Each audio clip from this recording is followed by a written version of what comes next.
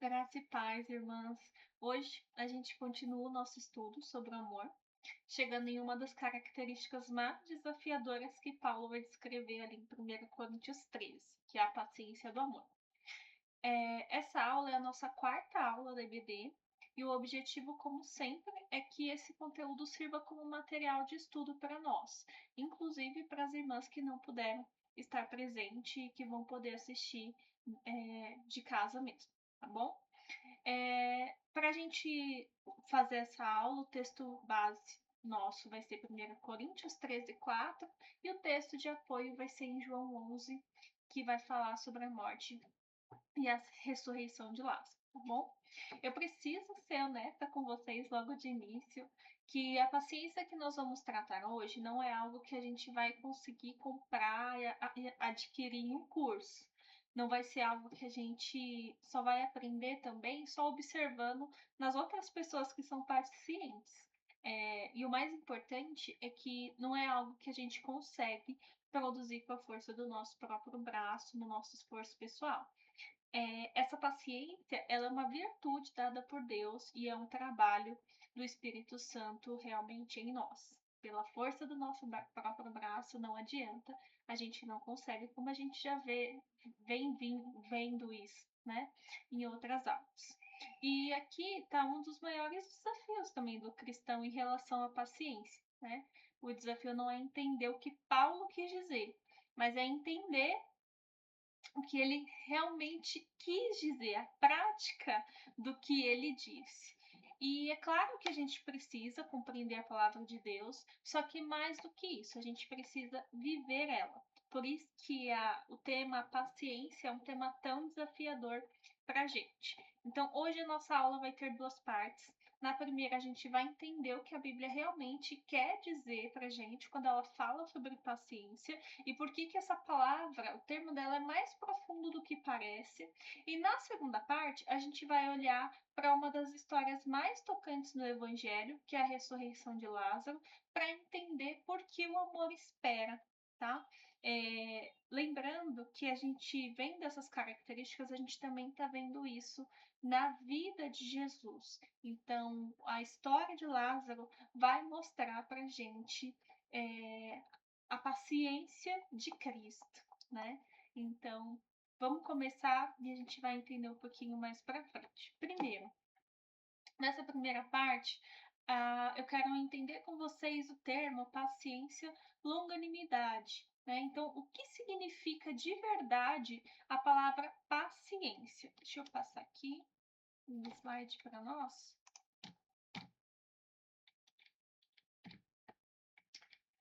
Vamos lá, longanimidade ou paciência, né? Vamos entender um pouquinho isso. Então, quando Paulo escreve em 1 Coríntios 13:4 que o amor é paciente, a palavra grega usada ali, eu não sei se eu estou falando certo, tá?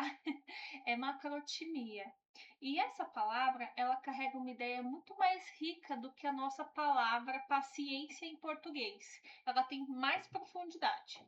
Macrotimia, ela vai expressar a ideia de longanimidade, que é uma paciência perseverante, ativa, né, uma demora em irar-se. E essa palavra, ela é interessante porque ela descreve ao mesmo tempo um atributo de Deus e uma virtude que é esperada de nós cristãs, tá? Vamos entender a formação dessa palavra, porque isso vai ajudar a gente a ajudar a entender, né, um pouquinho melhor. Macrotimia é formada por dois elementos gregos: macros, que significa longo, demorado, e timos, que significa ânimo, ira e temperamento. Então, literalmente, macrotimia é longo para a ira. É a capacidade de segurar, de não explodir, de dar tempo para as coisas. Então, existem outras palavras gregas para paciência no Novo Testamento, mas essa macrotimia em especial, ela costuma enfatizar especificamente a paciência com pessoas, não com circunstâncias, mas com gente, tá? Então, com o irmão que erra, com a amiga que demora a mudar, com o cônjuge que insiste muitas vezes no mesmo erro, com o filho que testa a paciência todos os dias. Então, macrotimia é a palavra grega que vai enfatizar a paciência com pessoas, não com circunstâncias, ok? E essa palavra, ela vai aparecer em vários lugares no Novo Testamento.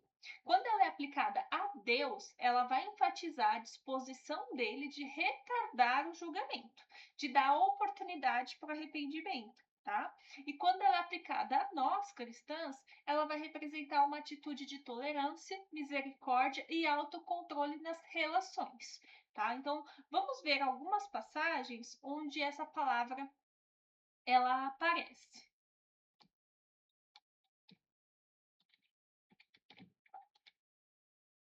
Primeiro, em Gálatas 5:22, ela é listada como fruto do Espírito. Em Efésios 4:2, nós somos chamados a suportar umas às outras com longanimidade.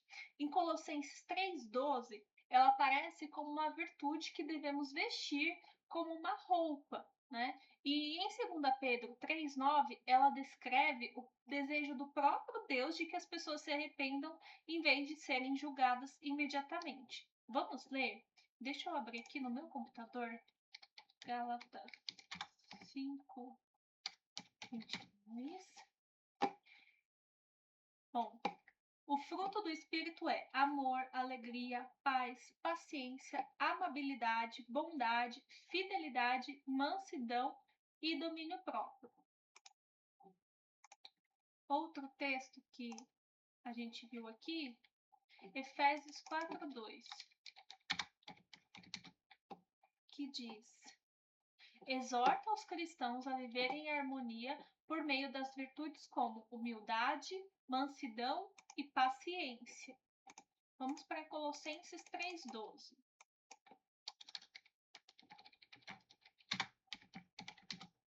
Que diz: revesti-vos, pois, como eleitos de Deus, santos e amados, de ternos afetos de misericórdia, de bondade, de humildade, de mansidão, de longanimidade.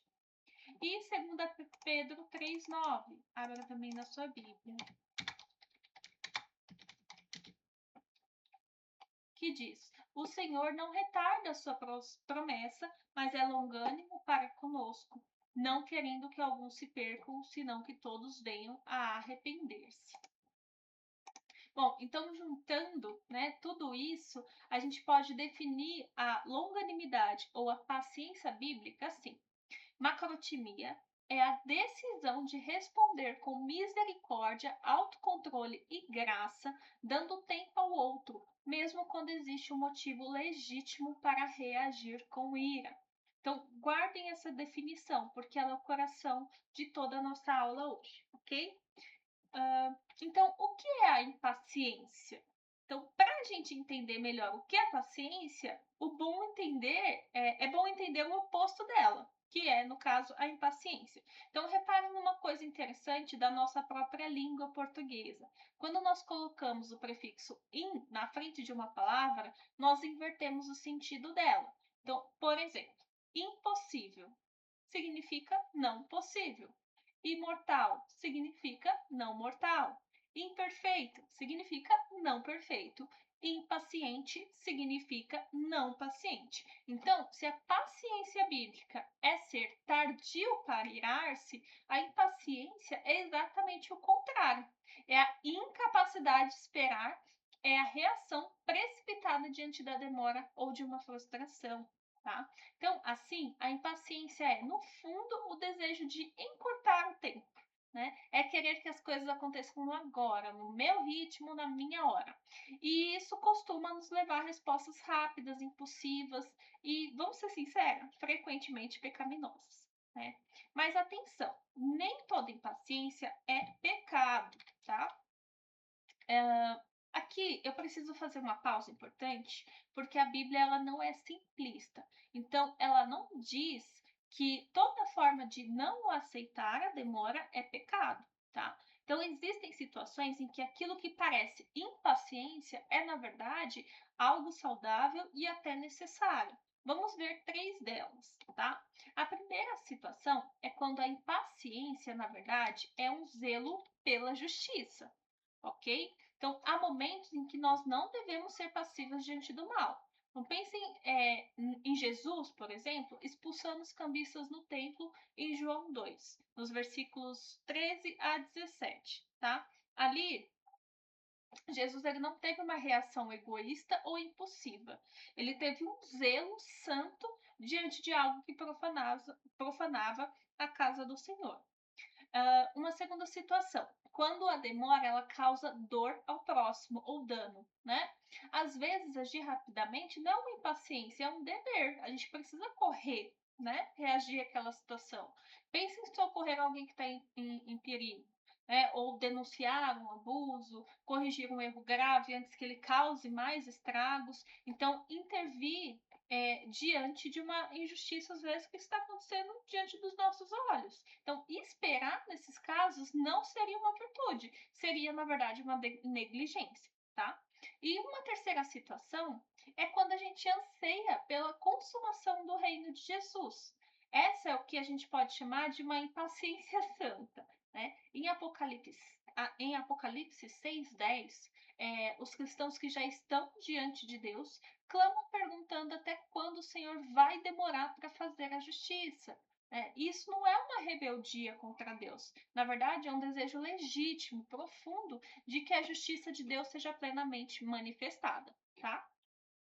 Então, irmãs, guardem isso. O pecado ele não está necessariamente no sentimento de uma impaciência em si. O pecado está no objeto, na motivação e na forma como a gente reage, tá? Existe uma impaciência egoísta que só pensa em si mesma e existe uma santa paciência que vai zelar pela justiça de Deus, ok?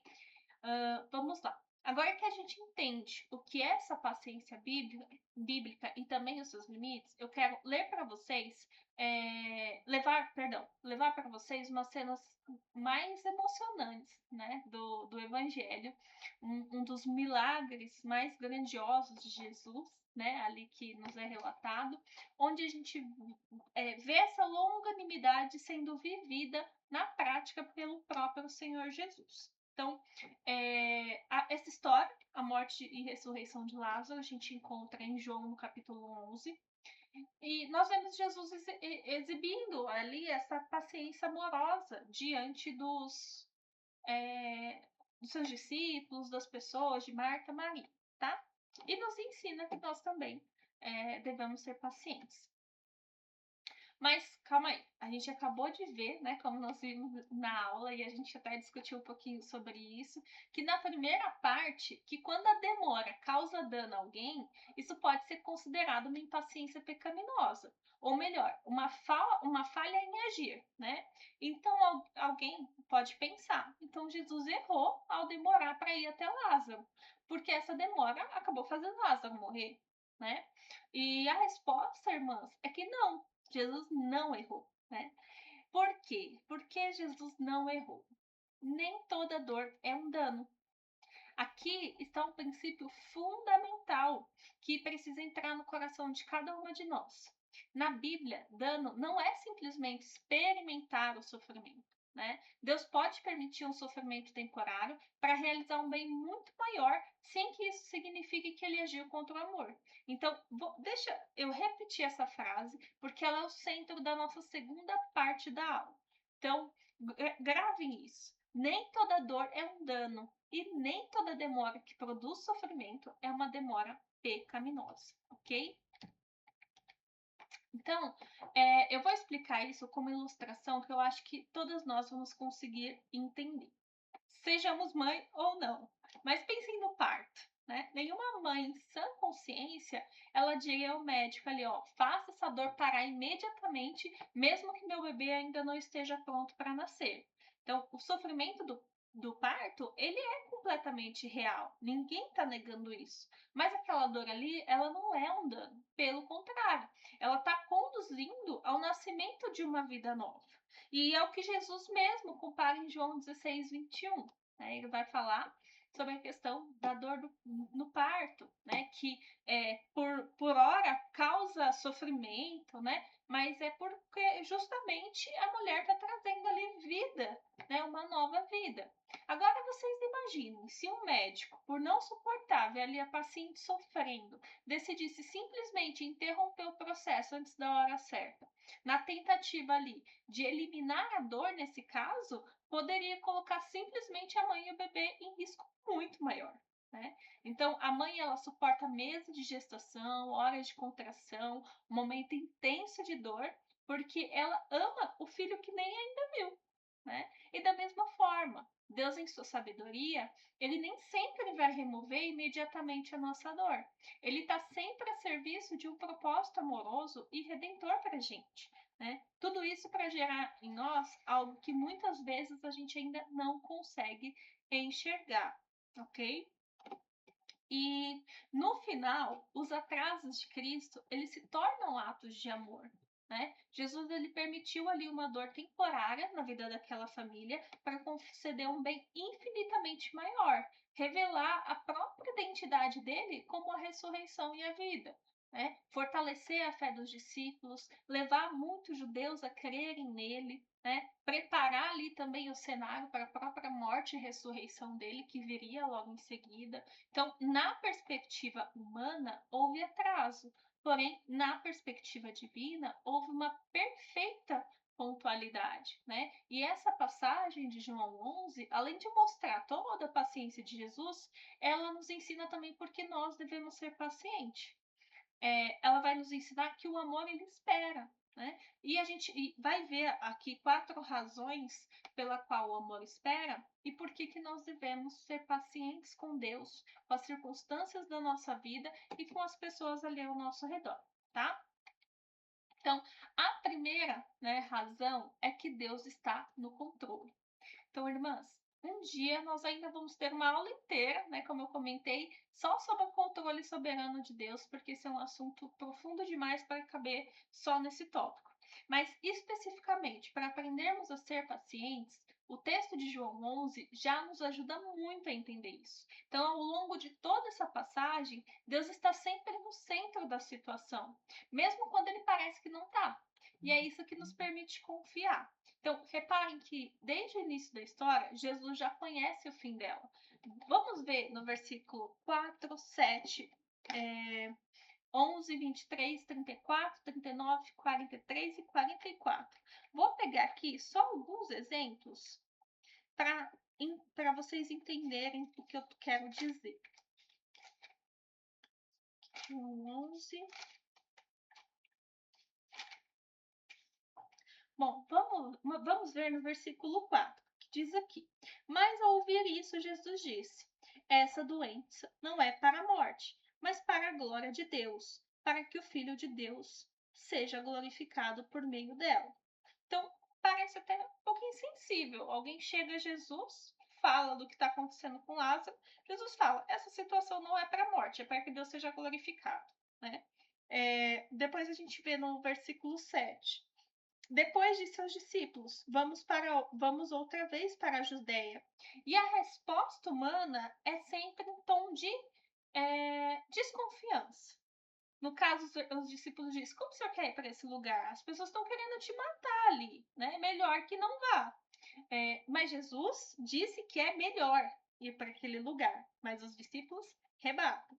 No versículo 11, tendo dito isso, acrescentou: Nosso amigo Lázaro adormeceu, mas vou despertá-lo do sono. O que os discípulos entenderam? Lázaro dormiu, está dormindo, é sono. Não, Jesus estava falando da morte. No versículo 23, Jesus lhe respondeu: Teu irmão ressuscitará.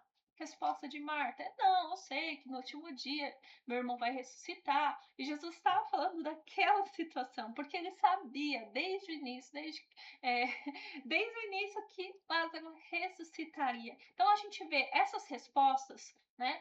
A soberania de Jesus sobre essa situação e o olhar humano, né? Sem conseguir ver o todo, por todo esse contexto de João 11. Né? Depois vocês parem e anotem com calma, observem isso, é muito interessante. Né? Vocês vão perceber que a cada um desses versículos Jesus demonstra que já sabe exatamente o que vai acontecer. Então, ao longo de toda a passagem, Jesus vai demonstrar o controle dele sobre a situação, mas a visão meramente humana das pessoas ao redor dele não consegue perceber isso. Por isso que a nossa resposta diante daquilo que a gente não compreende, né, precisa ser simples: crer. Então, é o que Jesus fala para Marta em João 11, nos versículos 25 e 26. Vamos ver aqui, ó. No versículo 25 e 26 diz: Jesus declarou: Eu sou a ressurreição e a vida. Quem crê em mim, mesmo que morra, viverá. E todo aquele que vive e crê em mim jamais morrerá. Crês nisso? Então, é o que Jesus está falando para Marta. Né? Crês nisso? Então, eu pergunto, né, a mim, a vocês, nós realmente cremos nisso? Como tem sido a nossa confiança no controle de Deus sobre as nossas circunstâncias? Será que a gente está com os nossos olhos cegos, sem conseguir enxergar o agir do Senhor, olhando apenas com os nossos olhos humanos, né, e não com os olhos divinos? Olhos que vão contemplar e confiar no poder de Deus e dizer que, mesmo que não entenda a situação, eu creio, né? Então, nós temos um Deus que para ele nada é impossível, né? Um Deus que tem domínio sobre a morte, sobre o poder da morte, e é o que nos garante, né? A palavra de Deus, as promessas do Senhor. Então, essa é a primeira razão.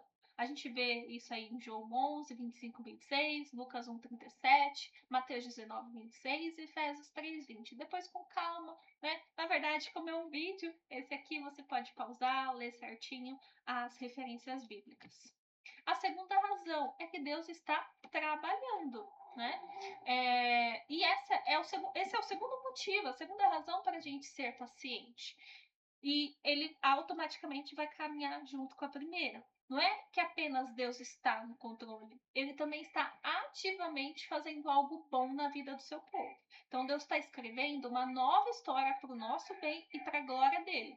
Ele está nos ajudando a conhecer como ele realmente é, através das circunstâncias da nossa vida. Assim como Jesus estava revelando que ele era a ressurreição e a vida. Entende? Então, sempre que a gente fica impaciente, a gente pode se lembrar dessa verdade. Deus está sempre trabalhando, ainda que eu não compreenda, né? E confiar nisso vai fazer algo muito importante em nós. Vai ajudar a gente a voltar a nossa atenção para os outros, em vez da gente ficar presa, fixada ali apenas nas nossas próprias frustrações. Então, nós conseguimos olhar para a circunstância, confiamos que Deus está cuidando dela, e justamente porque Ele está cuidando das nossas coisas, né, das minhas coisas, eu posso então servir, cuidar e fazer as coisas que Deus quer que eu faça, né? Fazer as coisas de Deus. Em vez de gastar ali toda a minha energia tentando resolver sozinha aquilo que só Deus pode resolver, eu posso descansar nele enquanto ele trabalha na minha vida, né? E Deus está trabalhando na minha vida e na sua vida, minha irmã. A gente precisa crer nisso. Aquele que crê, mesmo que morra, viverá. É o que está escrito em João 11, 25. Né? Aquele que crê nele fará obras ainda maiores do que as que ele mesmo fez. 14, João 14, 12, um pouquinho mais para frente, vai dizer isso. Né? E aquele que tentar salvar a própria vida vai perder ela, mas aquele que perder a vida por amor a ele vai encontrar, como Mateus 16, 25 vai nos ensinar. Tá? E Jesus pergunta hoje pra gente, assim como ele perguntou para Marta: crês nisso? Vocês creem nisso? Então, em vez de nós ficarmos impacientes com os nossos problemas, a gente precisa praticar a presença de Deus e fortalecer a nossa fé nele, tá? Então, peça a Deus que te ajude a ver o que ele está fazendo, né? E para que você possa crer que ele sabe exatamente o que ele está fazendo, ainda que você agora não consiga enxergar. Deus está na sua situação, controlando, trabalhando nela e glorificando o seu próprio nome através dela. Crês nisso? Né? Então, peça ajuda do Senhor, para que você possa crer, mesmo quando você não entende, tá bom? Terceira razão, né, que a gente pode confiar na paciência, pode desenvolver a paciência. O amor, ele espera em meio ao sofrimento, tá? Uma das traduções possíveis de 1 Coríntios 13:4 é: o amor sofre por longo tempo. E aqui está uma verdade que precisa consolar o coração de cada uma de nós. Deus usa nossos sofrimentos para produzir em nós paciência e esperança. E é o que Paulo escreve em Romanos 5, versículo 3, 4. Vamos ler aqui no capítulo Romanos 5, versículos 3 e 4, que diz: E não somente isso, mas também nos gloriamos nas tribulações, sabendo que a tribulação produz perseverança, e a perseverança, a aprovação, e a aprovação, a esperança. E a esperança não causa decepção, visto que o amor de Deus foi derramado em nosso coração pelo Espírito Santo que nos foi dado. O fato de nós estarmos passando por sofrimentos não significa que nós não somos amados por Deus. Vou repetir isso. O fato da gente passar por sofrimento não significa que nós não somos amados por Deus. Jesus, ele amava Lázaro, amava Marta, amava Maria e mesmo assim permitiu aquele sofrimento. E o próprio Jesus, irmã, sofreu, né? Então, Jesus entende, Jesus sabe a dor de esperar. Jesus, ele se importa com as nossas lutas, com as nossas esperas, com aquilo que ainda não se resolveu na nossa vida, né? Enquanto ali a gente espera que o sofrimento chegue ao fim, nesse mesmo tempo de espera, nós já estamos sendo cobertas pelo amor dele. Aqui em João 11 nós podemos ver, cadê? Cadê o versículo que fala que Jesus... versículo 35, que mostra que Jesus sofreu junto com Marta e Maria, né? E Lázaro sofreu por, né, todo o episódio até a sua morte. E fala, 35, versículo, Jesus chorou. 36. Então os judeus disseram: Vede como o amava. Então Jesus amava eles, apesar do sofrimento que eles estavam passando.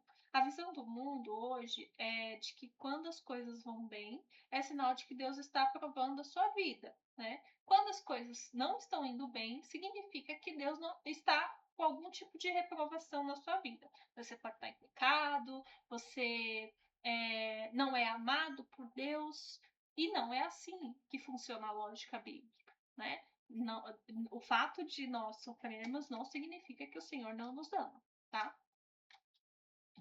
E a nossa quarta e última razão é que Deus garantiu que no final tudo vai acabar bem. Isso não é história da carochinha, isso não é mito, como muitas pessoas vão dizer, isso não é simplesmente uma forma de consolo para a nossa vida, no sentido de que a gente precisa se agarrar a alguma esperança vazia, como muitos no mundo vão colocar. Isso é verdade. Deus garantiu. A palavra de Deus não volta, né? O Senhor não é homem para mentir, e ele disse que no final tudo vai acabar bem. E João 11 ele vai nos apontar para essa ressurreição final. Então, essa passagem vai mostrar um Cristo para a gente que tem poder sobre a morte, que já venceu a morte, né? Então, ele aponta para que um dia, para o dia que Deus vai enxugar todas as nossas lágrimas, né? Então, ali no momento que Lázaro voltou dos mortos, todo o sofrimento dele já havia ficado para trás. Marta e Maria, elas puderam comprovar ali na prática que as palavras do salmista são verdadeiras, né? Que o choro pode durar a noite toda, mas que a alegria ela vem pela manhã, né? Então, assim que os nossos sofrimentos chegarem ao fim, a dor ela vai se tornar apenas uma lembrança e nós vamos ser envolvidas pela alegria que só Deus pode fazer surgir, né? E quando esse dia chegar, o grande dia do Senhor, que virá exatamente no momento certo, nós vamos ver a glória de Deus, né? E aí, então a gente vai saber de uma vez por todas que Deus sempre esteve no controle o tempo inteiro, né? Só de pensar nisso, eu até arrepio, né?